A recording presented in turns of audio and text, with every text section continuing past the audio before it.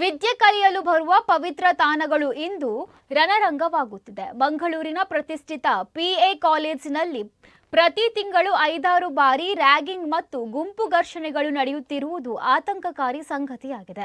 ಲಕ್ಷಾಂತರ ರೂಪಾಯಿ ಶುಲ್ಕ ಕಟ್ಟಿ ಕಲಿಯಲು ಬರುವ ವಿದ್ಯಾರ್ಥಿಗಳ ಭವಿಷ್ಯವೇನು ಎಂಬ ಚಿಂತೆ ಇಲ್ಲಿಯ ದೃಶ್ಯಾವಳಿಗಳನ್ನು ನೋಡಿದವರನ್ನು ಕಾಡದೇ ಇರದು. ಪೋಷಕರು ಕಷ್ಟಪಟ್ಟು ದುಡಿದ ಹಣವನ್ನು ಶುಲ್ಕವಾಗಿ ಕಟ್ಟಿ ತಮ್ಮ ಮಕ್ಕಳು ವಿದ್ಯಾವಂತರಾಗಲಿ ಎಂದು ಈ ಪ್ರಸಿದ್ಧ ಕಾಲೇಜಿಗೆ ಕಳುಹಿಸುತ್ತಾರೆ.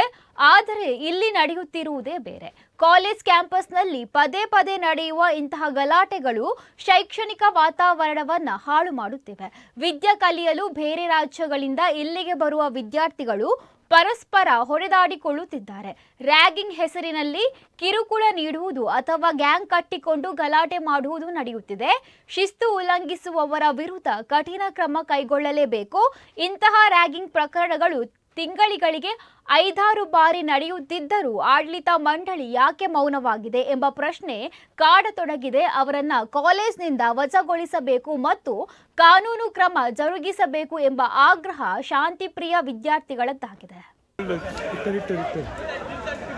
ಪೊಲೀಸನ ಮಂಡ ನಂಗೆ ಇದು ಬಳ್ಳಿಗೆ ಓಡಿ ತಿಂದಿಡಲ್ಲ ನಾನು ಇದು ಕೂಡ ಬಂಡ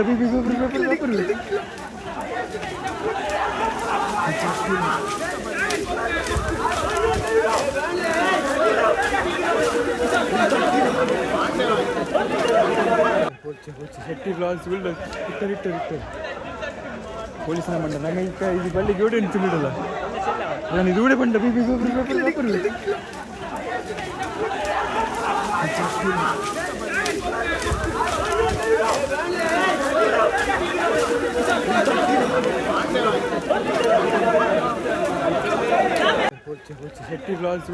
ಇಟ್ಟರಿಟ್ಟರಿಟ್ಟರು ಪೊಲೀಸನ ಮಂಡ ನಂಗೆ ಇದು ಬಳ್ಳಿಗೆ ಓಡಿ ತಿಂದಿಡಲ್ಲ ನಾನು ಇದು ಕೂಡ ಬಂಡ